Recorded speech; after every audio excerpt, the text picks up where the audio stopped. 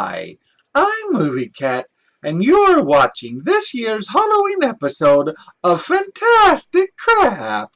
Oh yes, an entire year has gone by already, and here we are, celebrating the greatest time of the year again. Us black cats love Halloween, even though there are tons of wackos out there who would love to do a lot of very odd things to us during this time of year. Ooh, what a pretty little kitty. I wonder how you look dressed as Little Bo Peep. We're gonna have some fun. But most of us are able to outwit those bozos anyway, so it's all good. I know what you're thinking. Black Cat dressed up as a witch? But don't they work for witches? Well, that is a common misconception. It turns out that secretly it's the other way around, and the witches are working for us. It's one of the greatest secrets of the Black Cat community. Oh, I probably shouldn't have mentioned that. Who cares if the Black Cat Association puts yet another hit out on my head? It's not like I cannot handle those jerks. Ow. Anyway, speaking of witches, Halloween 3, Season of the Witch, will be the movie we are spotlighting this year, and it's dandy like Halloween candy. Actually, it failed at the box office when it came out, and audiences rejected it to it being a completely separate story, having nothing to do with Michael Myers or the events from the first two films. But over the years, it has gained a cult following because people started to notice that it is a pretty fun little Halloween tale. Sure, it's full of 80s camp and cheese, but it's fun 80s camp and cheese. The idea behind it is that the series would become an anthology, and each new movie would be a separate Halloween-themed story. It's a really great idea, but when it was rejected, they went back to the Michael Myers storyline, which is a shame. I mean, look at the series. It got maybe one or two decent entries after the third one, and the rest were pretty much garbage, when we could have had a new, fresh Halloween story every time. This is indeed one of those times where the fans were just plain wrong. Period. But enough about that. It's time to put on our costumes and go trick-or-treating in the wonderful macabre world of Halloween 3.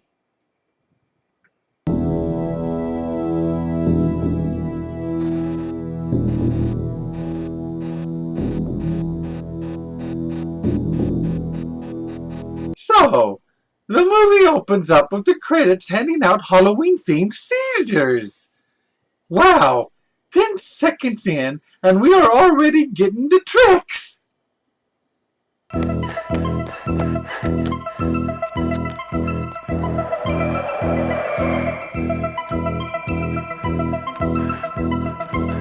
Yeah, I'd be running away from that creepy musical score as well.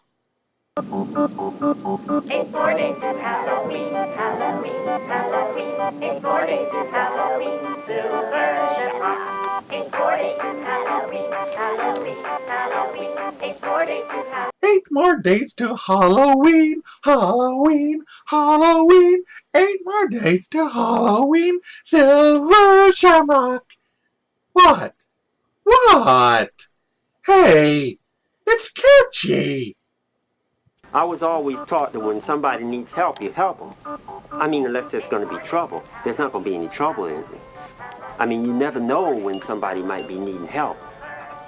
See? That guy knows the horrors of having a catchy tune stuck in your head that you just can't stop humming.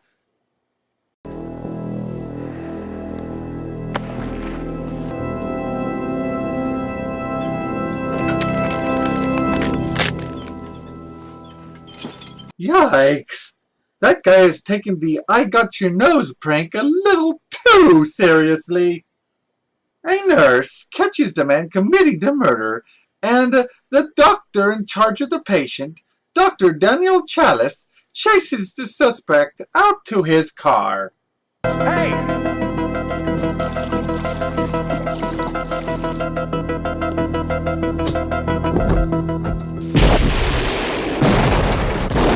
Well, this is exactly the sort of thing that makes you wonder, what the hell is going on?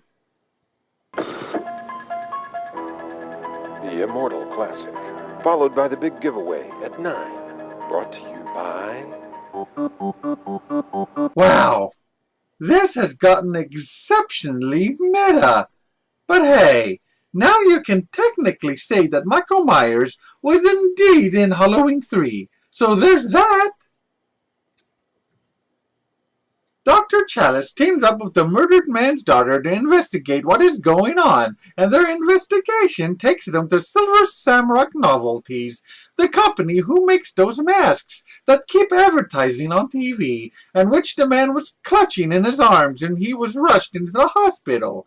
The Silver Shamrock headquarters is set up in the small town of Santa Mara. I think that's how it's pronounced. Maybe not. I don't care. It's 6 o'clock. It's 6 o'clock. Curfew. Curfew. All residents of Santa Mira, please clear the street.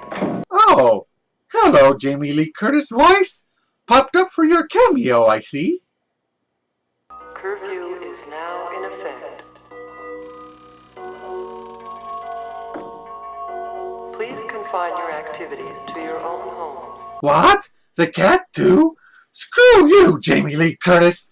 You even tried to enforce a curfew on cats, and you have a rebellion on your hands. You think crazed escaped lunatics and William Shatner masks are bad? Just try it and you'll see what true horror really is.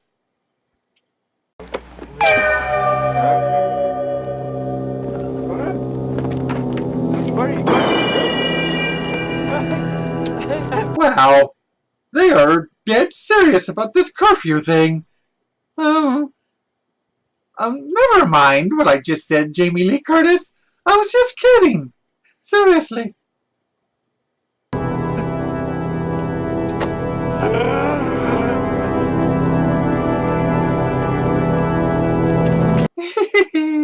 It looks like he's giving them head.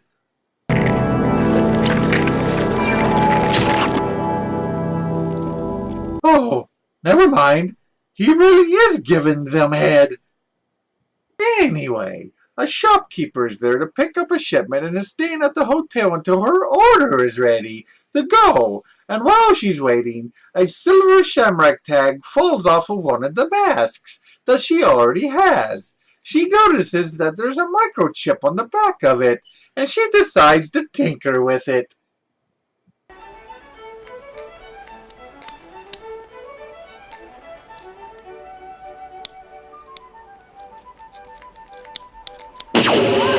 Oh God!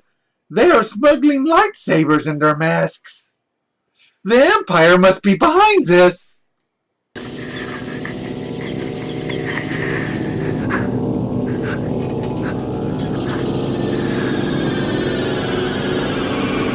You know, I cannot quite put my finger on it, but for some strange reason, I'm getting this weird feeling that something very sinister may be going on with these masks. Soon after this, we meet the big man in charge of the company, Connell Cochran.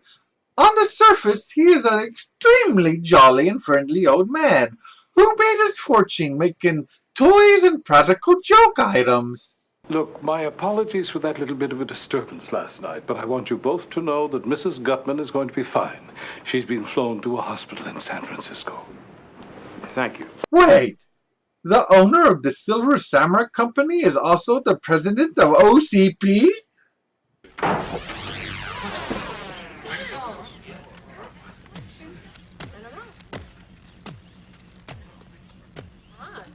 How can we help you, officer? Even RoboCop couldn't shut this guy down. These two are just screwed.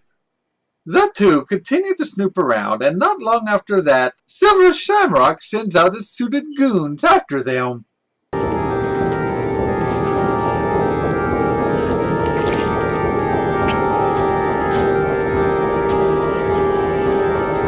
They're robots? Well, here's the 80s camp and cheese I promised you. Are they really robots or just related to the tall man? The two get captured and Cochrane sets up a demonstration of what he has planned for the world on Halloween night. Gather round and watch. Watch the magic pumpkin. Watch. I was right. They are indeed going to give everyone seizures. Those monsters.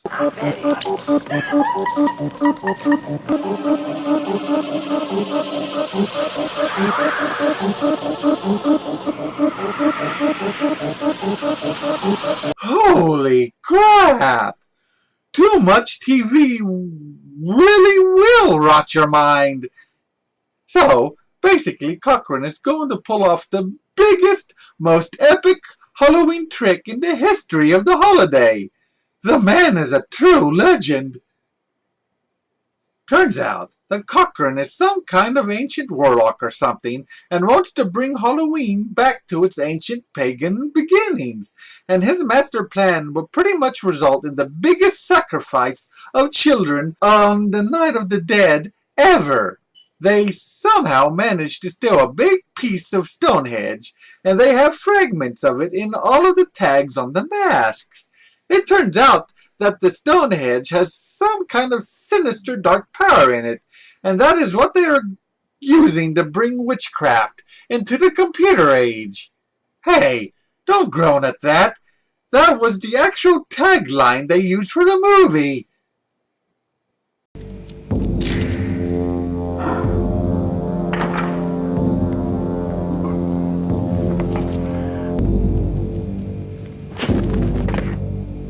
Wow, I bet they had to reshoot that scene like 40 times until they managed to get the mask on there with one throw. Well, actually, yeah, that is exactly the amount of tries it took. Hey, I see what you did there, movie. It's the Michael Myers viewpoint. Tonight's just for fun. I just realized Cochrane is pretty much a horror version of a James Bond villain with a spooky themed plan for world domination. I like it! Now, the good doctor sneaks into the control room and plays the commercial on all the computer monitors, then dumps a box of the tags from the Raptors over the room, and they activate, taking out all the robots and frying all the machinery.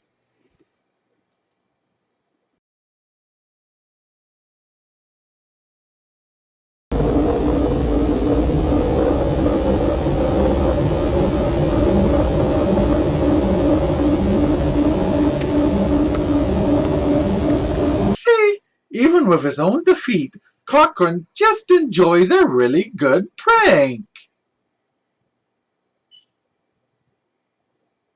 The commercial also activates the big chunk of Stonehenge in the room, and it literally melts Cochrane.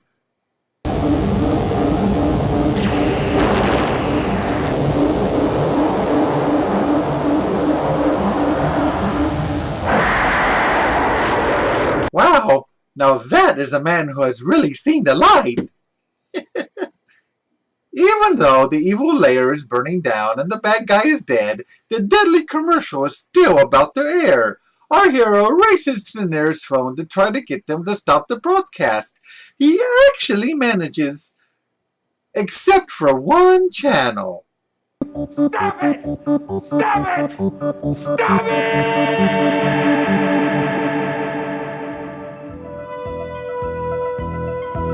Did he manage to get them to yank the commercial in time, or did the world's children just get sacrificed to the gods of Halloween? Well, that is up to you to decide. Actually, it seems that the original ending had it fading to black and suddenly you start to hear the screams of a million kids while they are being murdered. But the director changed it because he wanted it to have a more undecided ending. Frankly, I wish they would have kept it in, because that would have been one of the greatest downer endings in the history of horror films. Also, loads of people were upset about this film not being about Michael Myers, but I have to say that Conal Cochran was a really fascinating and intriguing villain, and played perfectly by Dan O'Harley. Forgive me if I said that last name wrong. Like I said several times on this show, I'm a cat. Sometimes it's hard for me to completely grasp the English language. Ow. So, that is Halloween 3, the so-called black sheep of the series, because it has nothing to do with the other films. But I call BS to this. I would say that honor goes to Halloween Resurrection.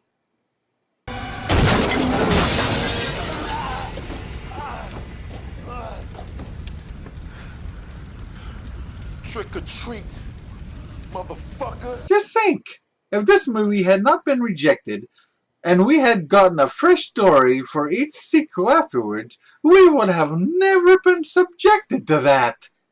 Once again, I must call out the fans who crapped all over this film when it came out due to it not having Michael Myers. Bad call, guys. Bad call. Yes, Halloween 3's story may have been silly, but is also pretty clever and fun, and did some really great things with the modern trademarks of Halloween while mixing it into its origins. This is a fun, well thought out Halloween story, and shouldn't be dismissed. I give Halloween 3 8 hairballs out of 10. Oh, and let's not forget about that memorable commercial and its tune. Actually, I wonder if anything would happen if I were to watch that while wearing my Halloween hockey mask. It's 4 days to Halloween, Halloween, Halloween. It's 4 days to Halloween, Silver Shamrock. It's 4 days to Halloween, Halloween, Halloween. Oh my goodness! It turned me into a It turned me into a It turned me into a furry!